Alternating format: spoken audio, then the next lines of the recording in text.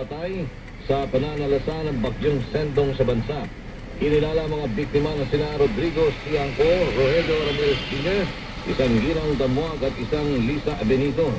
Samantala, umabot naman sa 8,155 na pasahero, 126 na truck, 6 na kotse, 43 rolling cargo, 15 motorized bangka at 136 na mga sasakyang pandagat pa at mga na-standard sa mga pantalan sa Region 6.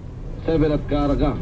Alas 8 naman kagabi ng payagan ng makabiyay mga sasakyang pandagat sa Region 5. At maya-maya ho mga kapuso, kukuha rin tayo ng mga update lalo na dyan sa may Iligana kung saan ay matindi ho ang pananalasa po ng mga pagbaha At yan ho, sa iba pa natin balita, umakyat naman sa 14 na ang kumpirmadong patay sa pananalasa ng bagyong Sendong sa bansa.